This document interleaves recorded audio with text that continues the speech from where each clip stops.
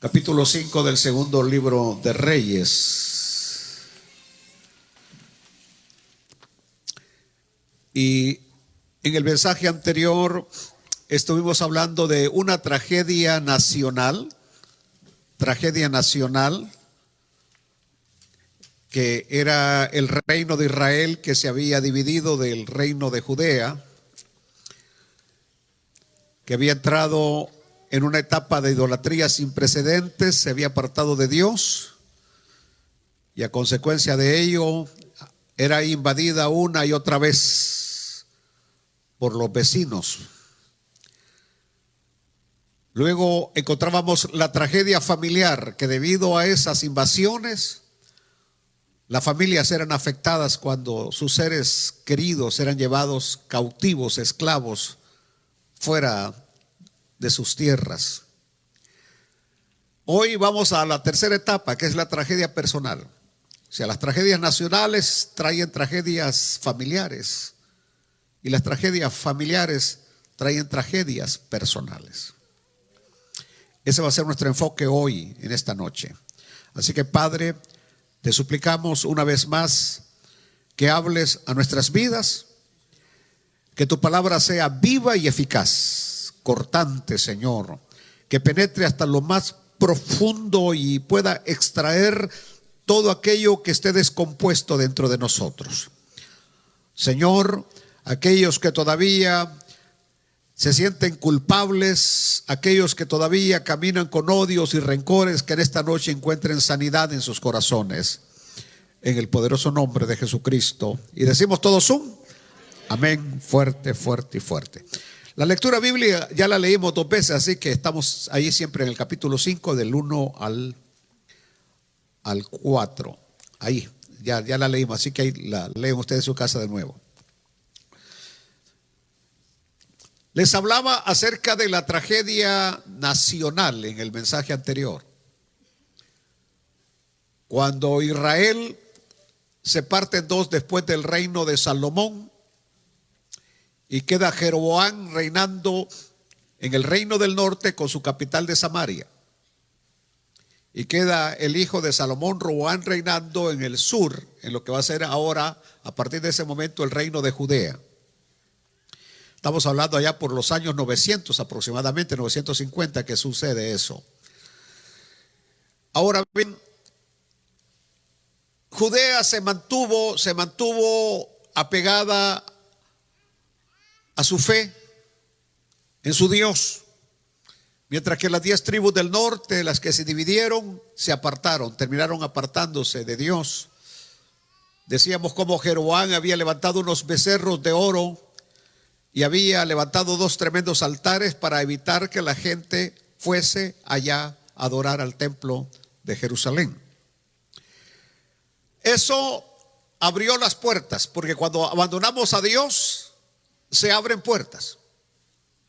Abren puertas. Por ejemplo, cuando la Biblia habla en versículos que nosotros estamos cercados por Dios. Dios nos protege Dios. Cuando estamos caminando en los senderos de Él, Dios nos protege, Dios nos cuida. Pero cuando nosotros nos apartamos de manera deliberada, simplemente Dios nos deja, se aparta de nosotros. Ahí está Dios y va a dejar que suframos las consecuencias de nuestra desobediencia. Y por eso Israel, el reino del norte, empezó a sufrir las consecuencias de apartarse de Dios, de entrar en la idolatría, de querer imponer la religión de adorar los Baales, y los reinos alrededor se empezaron a sublevar contra Israel. Y entre una de esas rebeliones está la de Siria, que fue uno de los reinos que más se rebelaba a cada momento. Incursionaba en Israel, se robaba las cosechas, se robaban los muchachos, se robaba todo, dejaba luto y dolor en las familias. Eso fue lo que hablamos el miércoles pasado. Pero ahora quiero que nos enfoquemos en esta muchacha. Y digo muchacha porque en realidad el término usado en la Biblia es casi una niña, una adolescente. Los estudiosos hablan de 9 a 11, máximo 12 años de esta muchacha. Y lo que quiero hoy traer es, Dios mío, yo mismo estoy sorprendido de todo lo que aprendí, metiéndome línea por línea, versículo por versículo, palabra por palabra en la vida de esta muchacha, que por cierto es anónima. Estoy siempre enseñando que los más grandes héroes de la Biblia, la gran mayoría son anónimos. Anónimos, anónimos, anónimos. Entonces estamos estudiando la historia de esta muchacha, que por medio de ella, el general Naamán de Siria va a recibir y se va a registrar en la Biblia uno de los milagros más sorprendentes, cuando este general, dado el testimonio que esta muchacha dio, va a ir a Israel y va a encontrarse, según él, con Eliseo, pero ya conocemos la historia. Pero el punto está que después de zambullirse 7 veces en el río Jordán, su lepra desapareció y su piel quedó como la de un niño. Eso es lo que estamos estudiando. Pero que todo se debió al testimonio de una jovencita, de una niña, de una adolescente. Ahora, ¿cómo esta muchacha, prendida por una banda de rudos soldados sirios? Esto es lo que a mí me llama la atención. Es decir, ahora está como esclava en la casa de Naamán. Y hoy vamos a ver más o menos, a imaginarnos por todo lo que había pasado y atravesado. En otras palabras, una persona que hubiese atravesado, pasado por lo que ella pasó, lo único que pudiera haber habido en su corazón era odio. Odio contra los sirios, rencor contra los sirios. Mas sin embargo, yo veo un corazón sanado. Sanado al punto que su cautivador general de Siria, ella va a desearle el bien. Imagínese usted a alguien que le ha hecho tanto daño, y usted le desea el bien. ¿Están aquí? Es decir, que le hizo un daño, pero un daño terrible, y usted todavía le desea el bien. ¿Cómo es posible desearle el bien o hacerle el bien a alguien que te ha hecho tanto mal?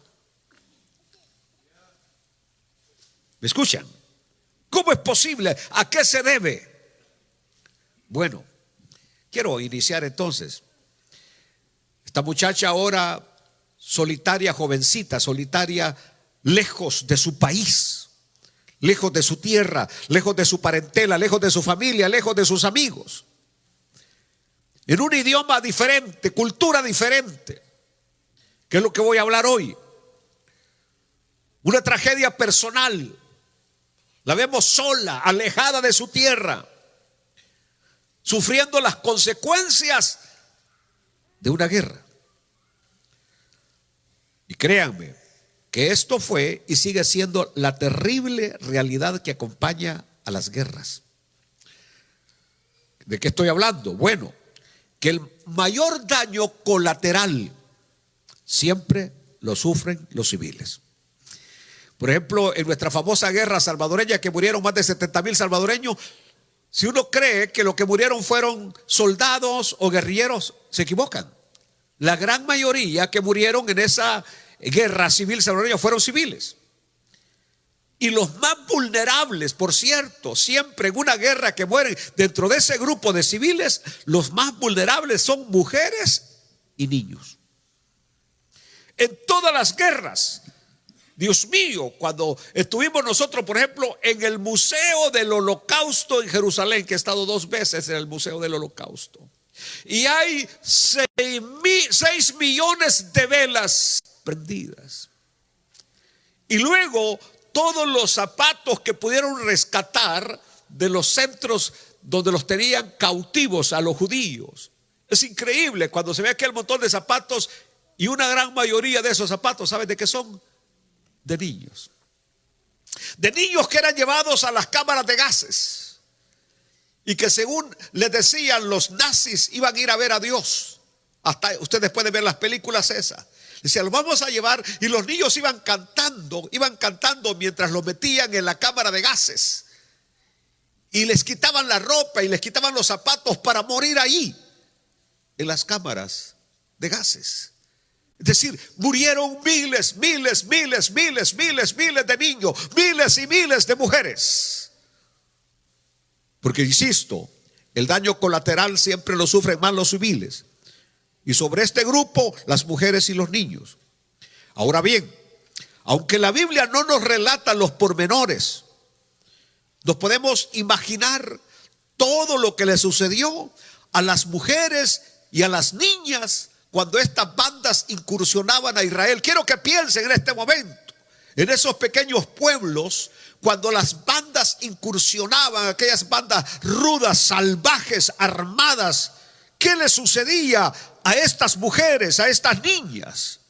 Aleluya, humillaciones,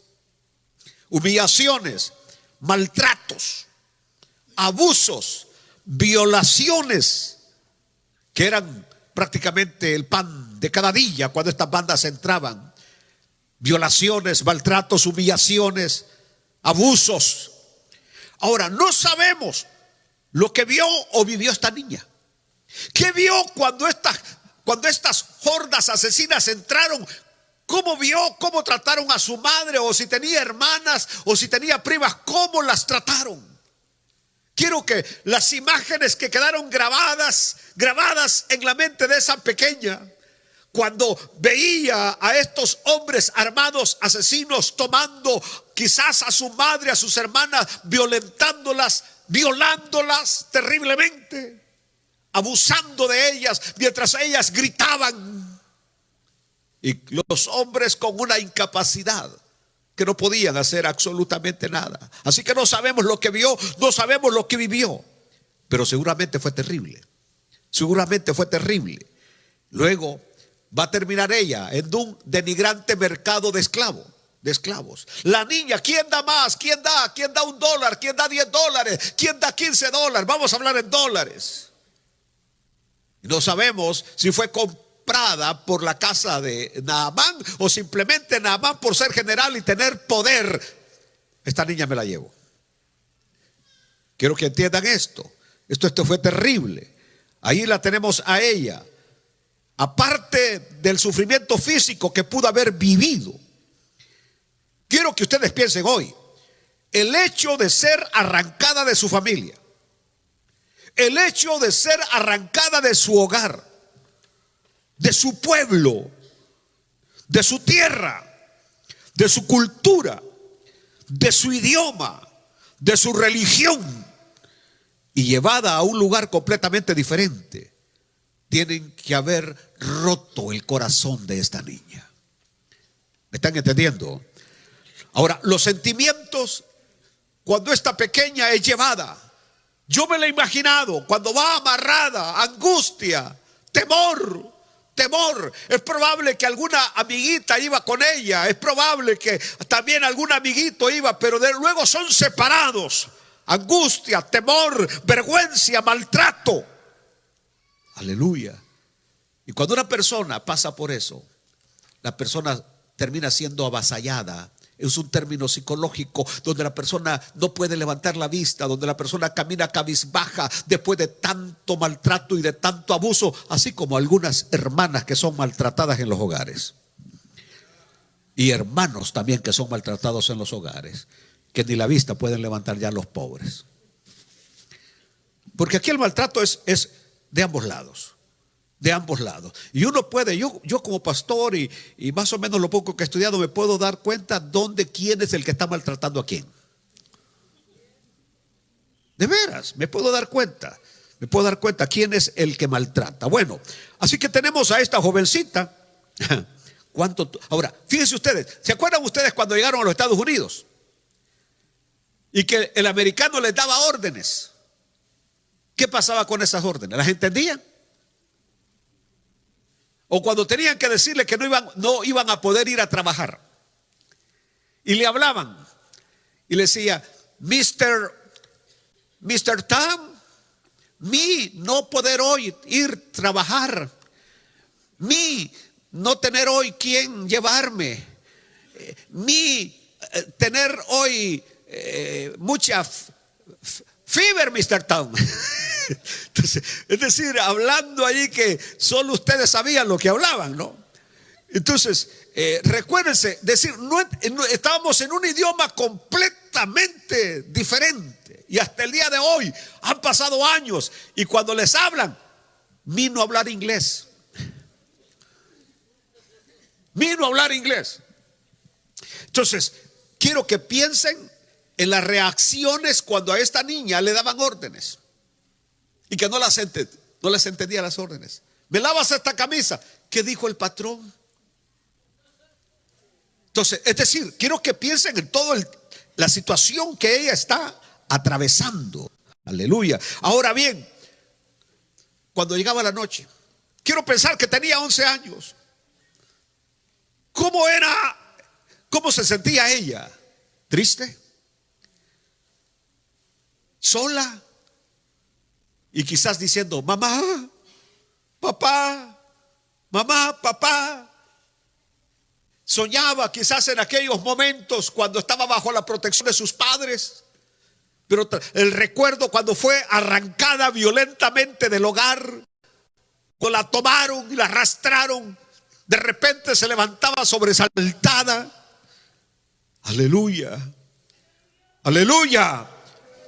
Decir, porque estamos hablando de la ausencia de los padres, la ausencia de su familia, la ausencia de sus compañeros con los que jugaba ladrón librado. ¿Entendió? Mientras hoy ella está lejos a kilómetros de distancia de su tierra, quizás pensando en que sus amiguitos, sus amiguitas están jugando allá en el patio de la casa, mientras ella está lejos del hogar. Quiero que recordemos algo en todo esto que estoy hablando, que solamente era una niña, era una adolescente.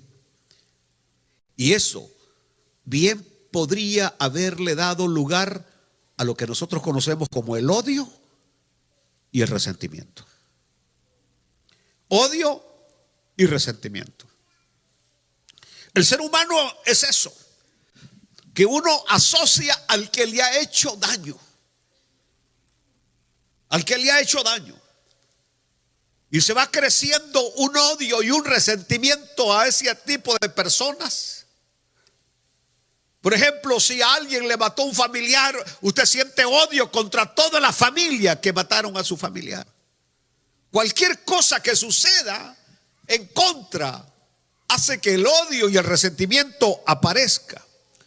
Y vuelvo a lo mismo. Esta muchacha hubiera podido desarrollar un odio y un resentimiento que lo único que deseaba era que les cayera un rayo a todos los sirios. ¿Entendió? Y por eso lo que encontramos que cuando dice la Biblia, la palabra del Señor, y de Siria habían salido bandas armadas, se habían llevado cautiva de la tierra de Israel a una muchacha, la cual servía a la mujer de Naamán.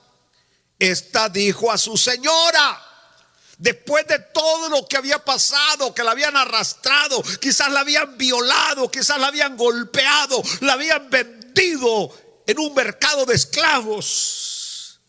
Viene ella y le dice, si rogase mi señor al profeta que está en Samaria, él lo sanaría de su lepra. ¿No creen ustedes que es increíble esto? Es increíble. Y yo quiero llevar esta historia al escenario actual. No, porque esto es la historia del ayer. No, yo quiero que hoy tratemos con nosotros. Aleluya.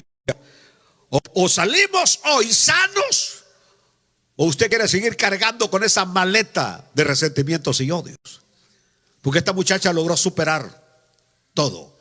Y la única manera para superar todo eso es con un espíritu de perdón.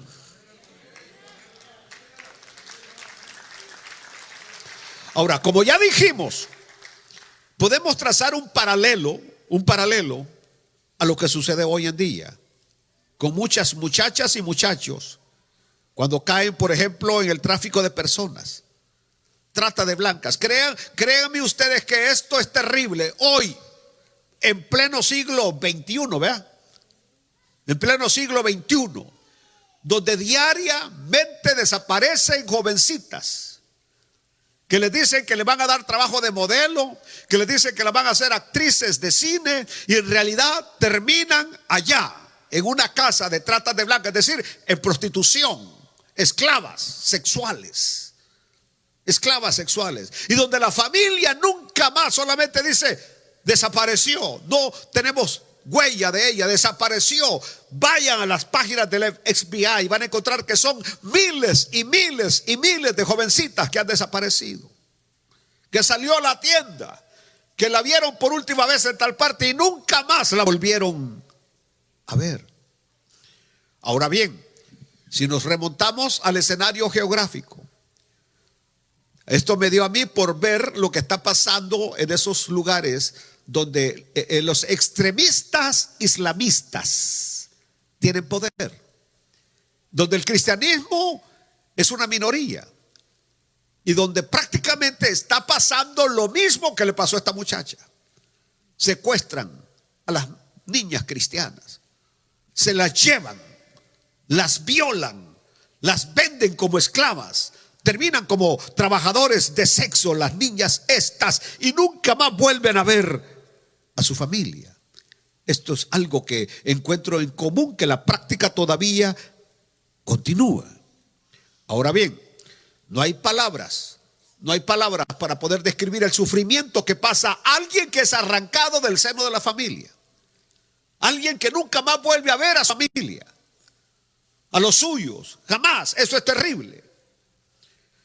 Ahora, cuando yo pienso en Naamán, es probable que Naamán y su esposa eran más o menos quizás considerados y que se habían ganado el cariño, el aprecio de esta jovencita, de esta niña.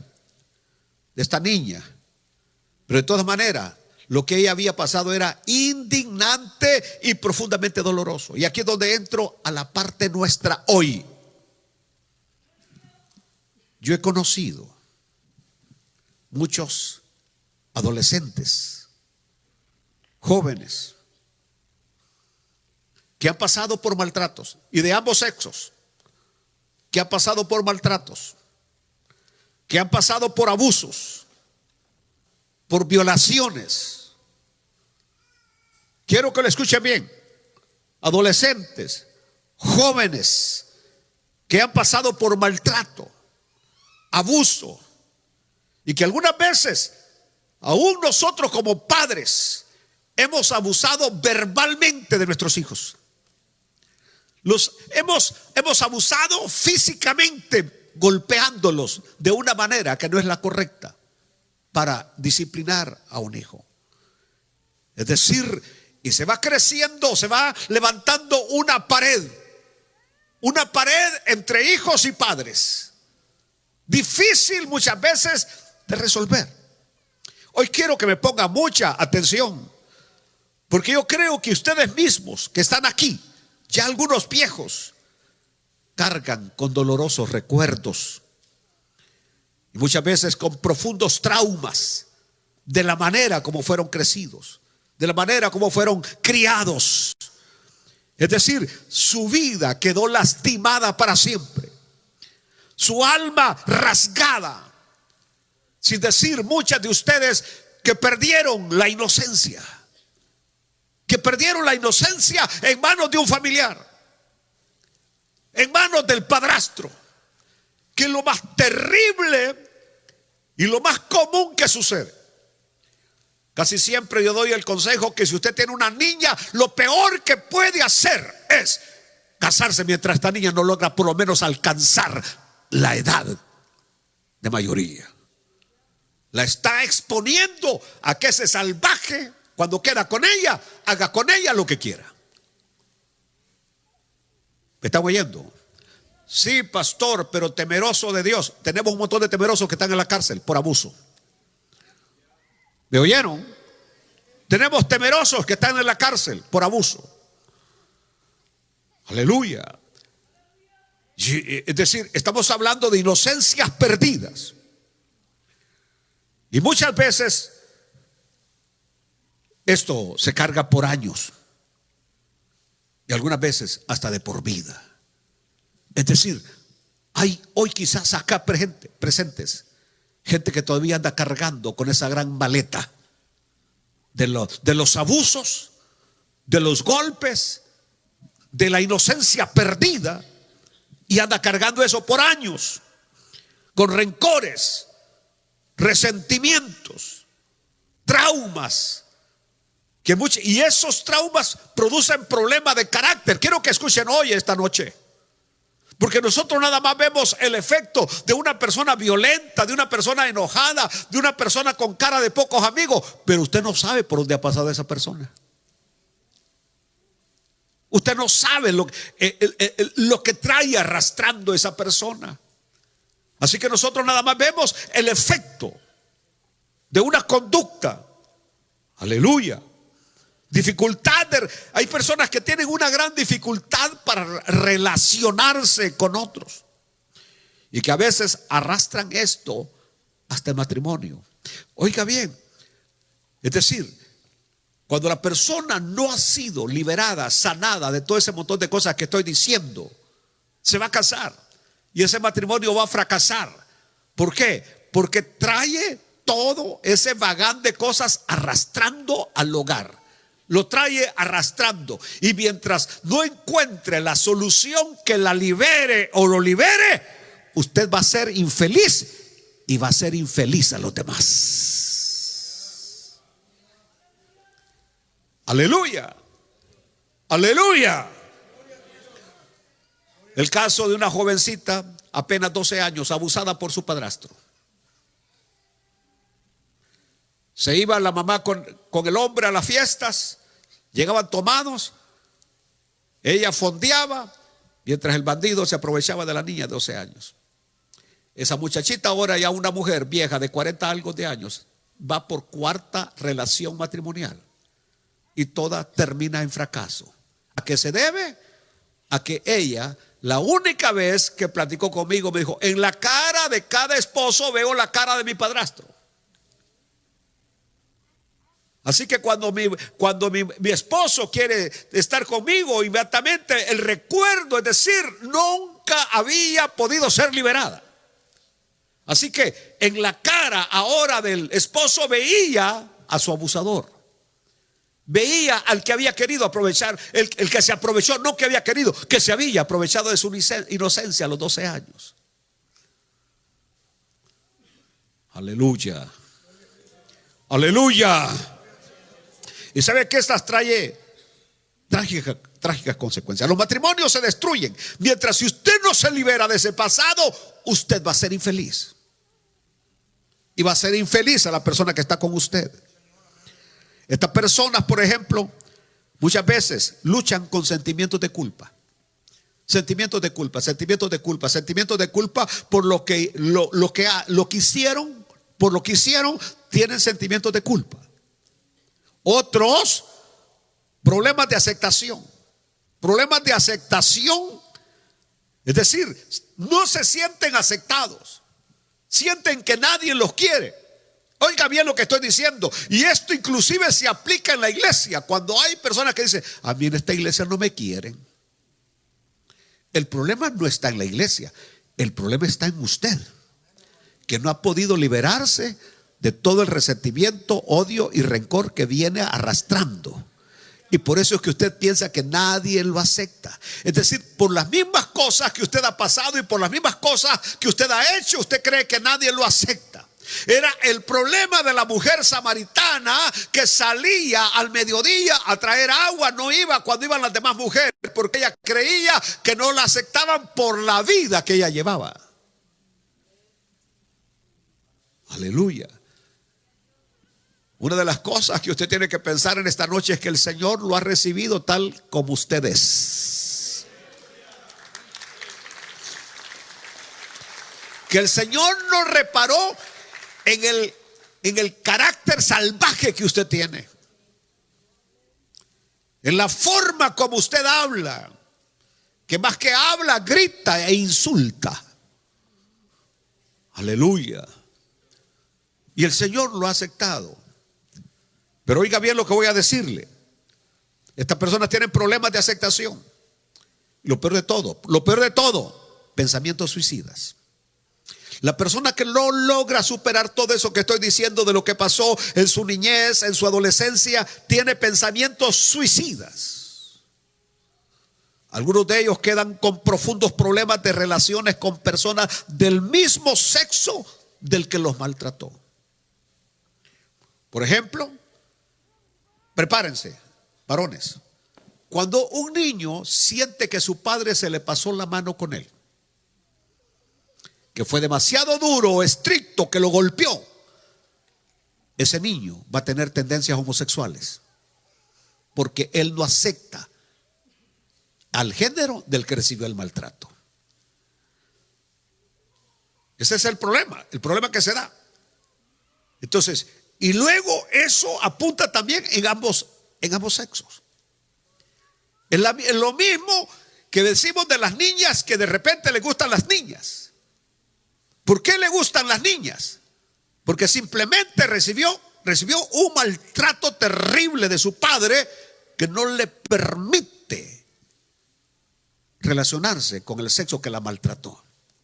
Yo creo que un día nosotros como padres vamos a tenerle que pedir perdón a Dios y pedir perdón a nuestros hijos, porque muchas veces se nos pasó la mano.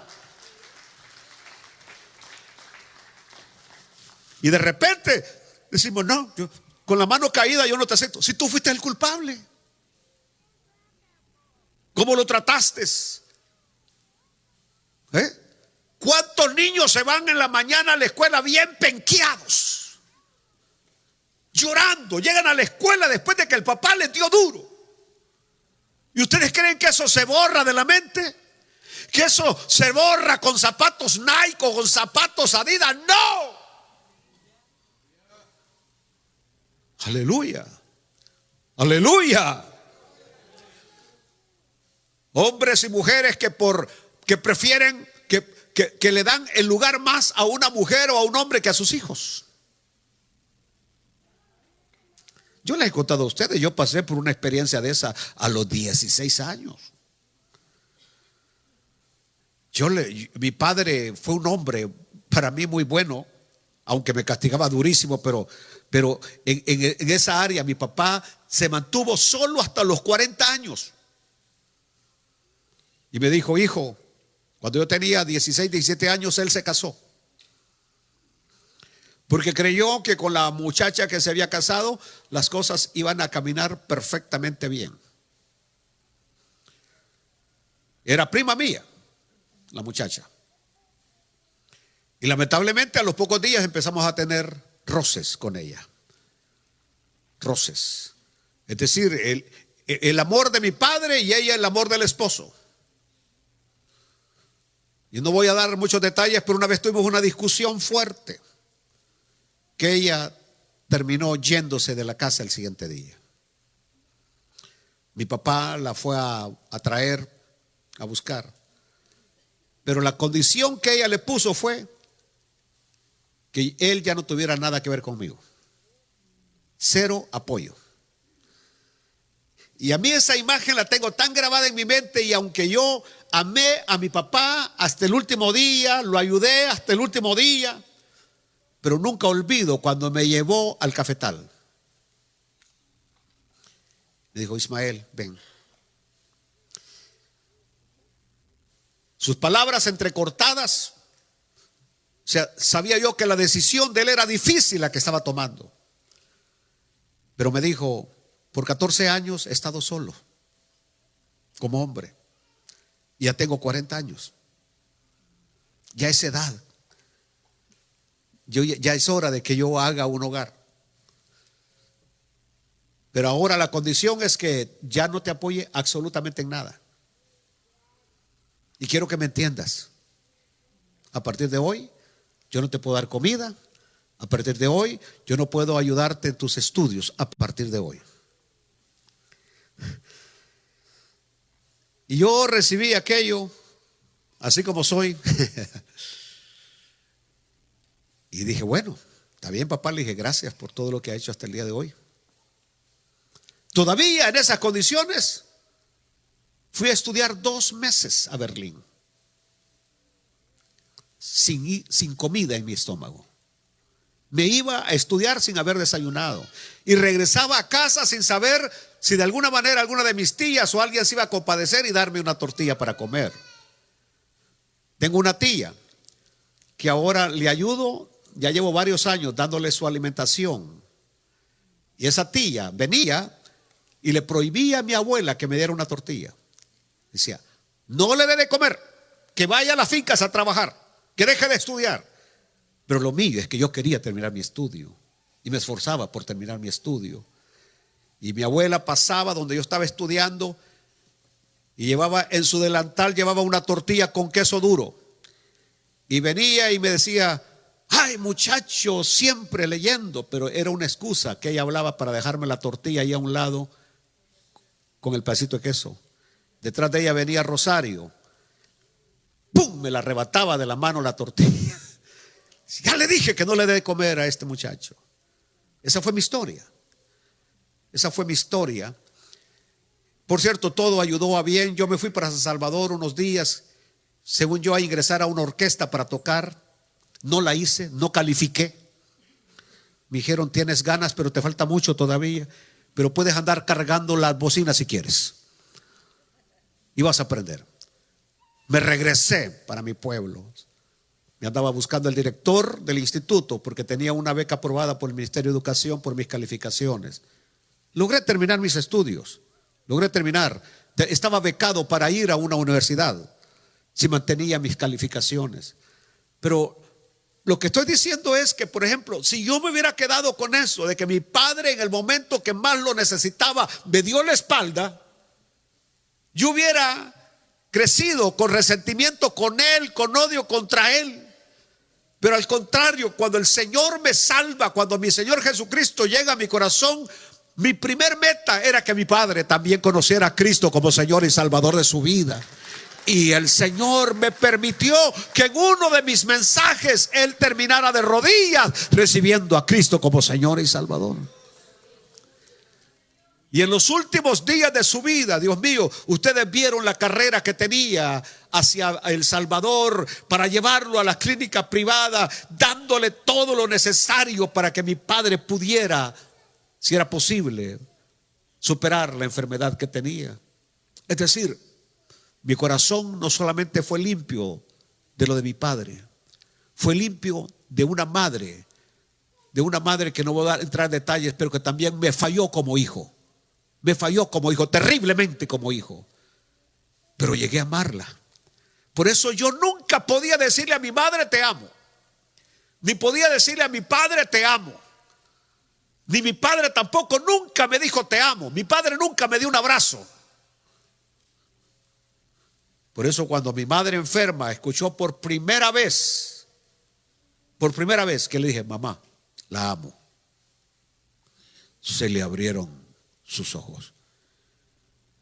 Me dijo, sí hijo, sí. ¿Por qué? Porque yo estudié el caso de ella. Perdonen, yo sé que muchos de aquí me acusan de que yo que uso mucha psicología. Estudié psicología, pero yo no aplico esto. Lo espiritual es espiritual. Pero la psicología me ayudó a superar traumas, a superar resentimientos. Eso lo pude lograr gracias a lo que había estudiado. Y por supuesto, cuando el Señor llegó a mi corazón, hizo una sanidad total para ser el hombre que soy hoy.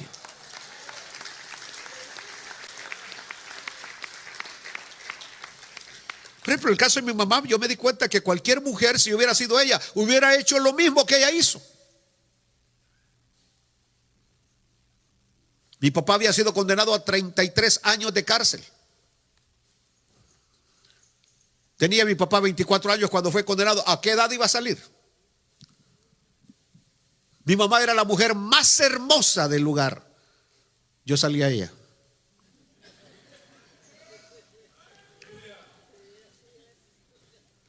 Y cualquiera que habla de mi madre, la que sacó más o menos la carita de ella es mi hija Estrella. Ella tiene la carita de mi madre. Por eso mi hija es bien bonita. Entonces, pero mi madre tenía un cuerpo maravilloso. Los hombres la perseguían. Mi papá en la cárcel, 33 años de condena por un crimen que no había cometido. Y los hombres a ella como que eran zancudos. terminó fallando. Entonces cuando mi papá sale, que se descubre su inocencia, sale, mi mamá ya estaba con otro. Increíble. Y eso yo no se lo perdonaba a mi madre. Yo pasé años donde decía que ella había muerto cuando yo nací. Cuando me preguntaban, que era lo que mi padre me había dicho, decir que se murió cuando naciste. O sea, yo era el hombre sin madre. Y ahora mi corazón está sano, totalmente sano. Y quiero que sepan que, por ejemplo, a mi madre la llegué a perdonar, la llegué a amar y ocupaba un lugar especial en mi corazón. Mi padre de igual manera, mis hijos, mi familia. Es decir, no soy tan expresivo, pero amo a mi gente. Ahora, ¿por qué estoy diciendo esto? Porque hay gente que arrastra esto, lo arrastra toda la vida. Arrastran cosas que les sucedieron en su niñez, que les sucedieron en su adolescencia y no pueden superarlas. ¿Saben ustedes que las heridas infringidas por otros difícilmente sanan? Difícilmente sanan. Algunos piensan que el tiempo lo sana todo. Así dicen algunos, el tiempo sana todo. Pero tarde o temprano estas heridas explotan. Como cuando se aprieta un grano de pus y que derrama su contenido putrefacto. Así es esos granos de resentimiento y odio que van en los corazones. Cuando de repente algo los aprieta, sale el olor putrefacto de lo que hay en el corazón del ser humano. La persona piensa que se ha liberado, pero no es cierto. Inclusive podemos querer nosotros aparentar una cara diferente, una manera de ser diferente, porque hay gente que está en el evangelio y todavía está cargada, todavía está atada y necesita que mi Señor Jesucristo haga algo y rápido en el corazón de estas personas. Aunque ustedes no lo crean, aquí hay gente que todavía odia a sus padres, que odia al hermano que le quitó la herencia, que odia a aquella mujer que según ella le robó al esposo, en vez de estar agradecida con aquella mujer, porque no perdiste la gran cosa. Hombres que odian al hombre que les quitó la mujer, y de igual manera ofrenda le deberían de mandar de lo que te liberó. Aleluya. Nada, nadie quita nada. Aleluya. Entonces, el problema es el resentimiento del patrón que te trata mal en el trabajo, por el que te corrieron, del vecino que aquí allá, es decir, ya es hora de liberarnos en el nombre de Cristo Jesús. Aleluya. Yo creo definitivamente que nadie había pasado por más abuso, maltrato que esta muchacha. Aleluya. Aleluya. Y por lo tanto es importantísimo que una persona que se siente que ha sido lastimada, yo no voy a preguntarles a ustedes, porque yo sé que algunos no tienen el valor de levantar la mano y preguntarles ¿cuántos de ustedes fueron lastimados en su niñez, en su adolescencia? No quieren levantar la mano, ni les estoy pidiendo que la levanten. A algunos les da vergüenza de las cosas por las que pasaron. Aleluya. Aleluya. Pero es necesario que usted que fue lastimado encuentre el consuelo, encuentre la paz, la sanidad de su alma, la sanidad interior. Y eso solamente se logra cuando aprendemos a perdonar.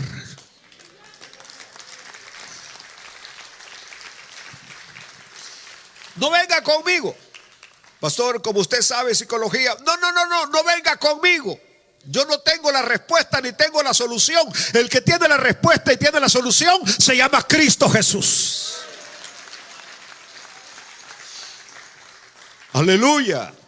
Vayan con Él, acudan con Él. Yo acudí con Él, yo fui con Él. Y aunque ustedes no lo crean, soy el hombre más feliz de la tierra. Tengo una vida envidiable, súper envidiable, que ninguno de ustedes creo que la tiene.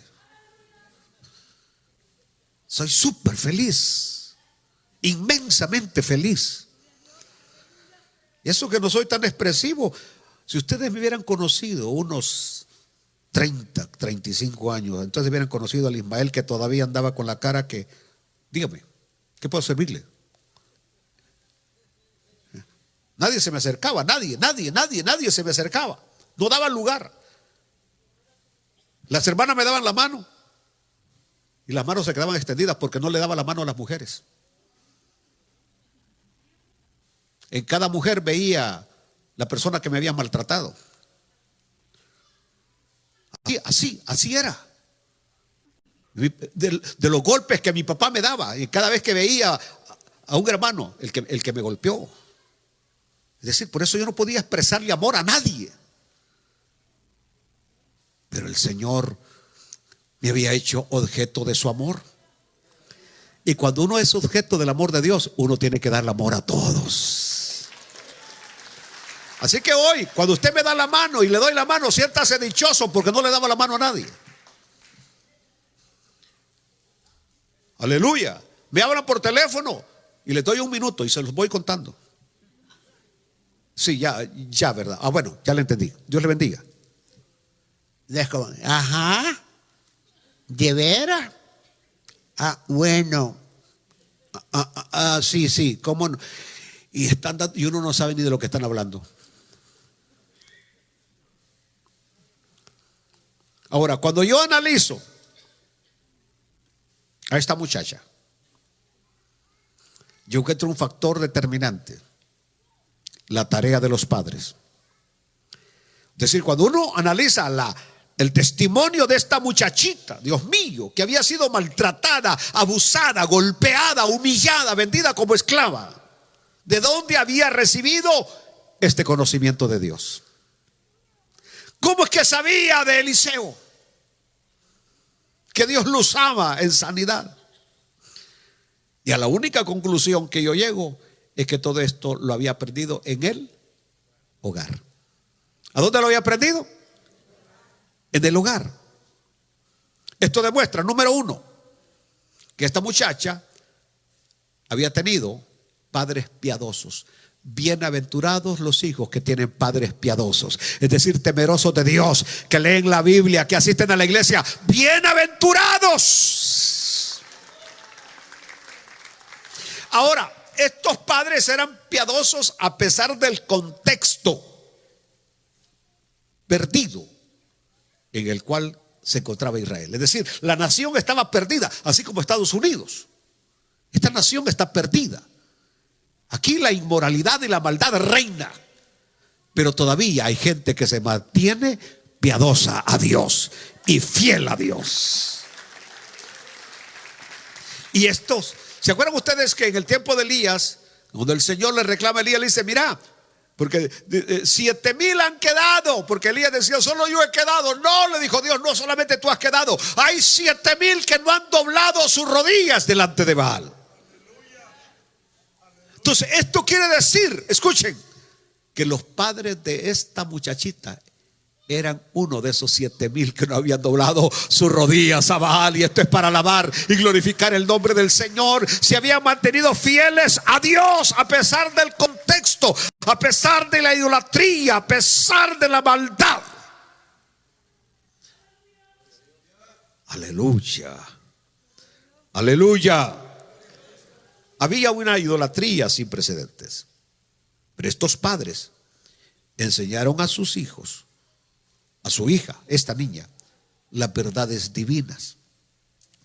Estoy diciendo que Es decir, ellos hablaban de Elías. Y era una niña, pero ella escuchaba del Elías, del profeta de fuego, del hombre que aquí, que allá, etcétera. Esas historias ella las tenía en su memoria. Que luego Elías fue llevado al cielo, pero luego viene su sucesor Eliseo, y esas historias ella las tiene de tal manera que en este momento, cuando ve al leproso, le dice: allá en Israel hay un varón de Dios que él te puede sanar de la lepra.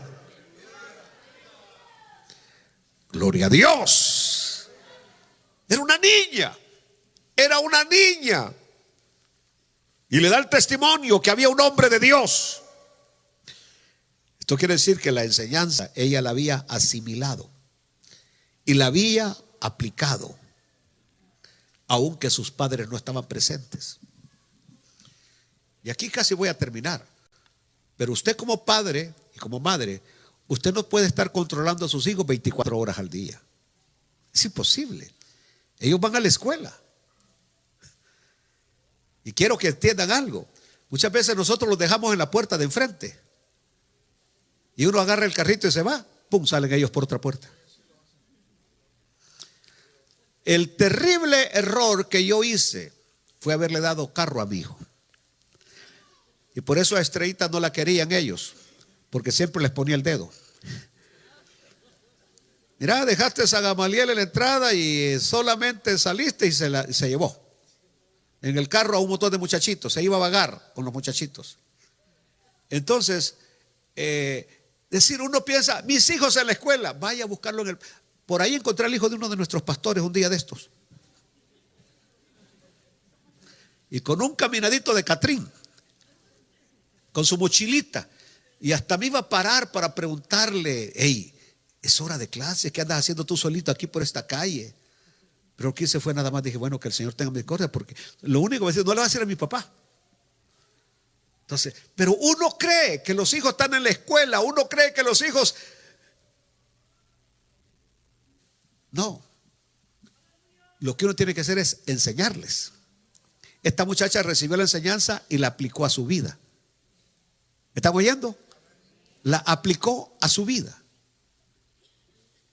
¿Entendió? Y esas enseñanzas, aun cuando los padres no están presentes, ellos la aplican a sus vidas. Aleluya. ¿Sabe que uno de los grandes temores que puede haber en uno? ¿Qué va a pasar con nuestros hijos cuando ya no estemos presentes? ¿Qué va a pasar con la fe de ellos? ¿Seguirán asistiendo a la iglesia? ¿Seguirán alabando a Dios cuando ya el bigotudo ya no esté presente? ¿Saben ustedes que nuestros hijos muchas veces tienen una fe prestada de nosotros? Viven a base de nuestra fe. No, ellos tienen que tener su propia experiencia personal con Dios. El Dios que nosotros hemos conocido, ellos deben conocerlo. El Dios que nosotros hemos experimentado, ellos necesitan experimentarlo. Y no importa qué edad tengan, deben ya de crecer en su propia fe. Es decir, que no hagan las cosas porque nosotros los obligamos o los presionamos a que las hagan, sino que la hagan porque sale de su corazón hacerlas.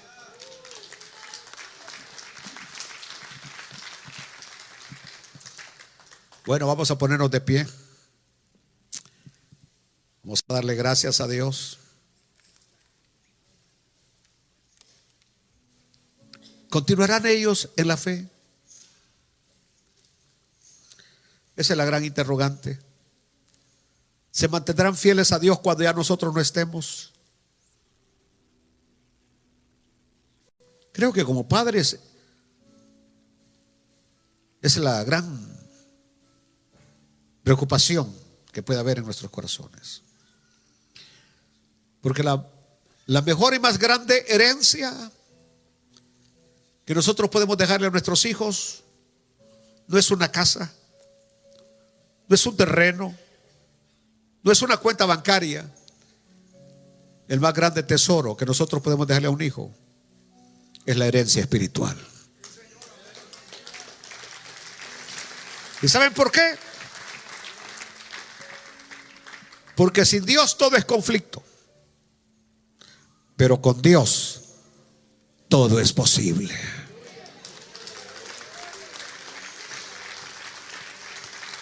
Así que, amado Padre, te damos gracias.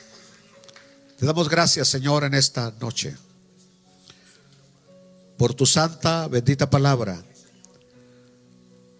Yo quiero hoy, Señor, que destripes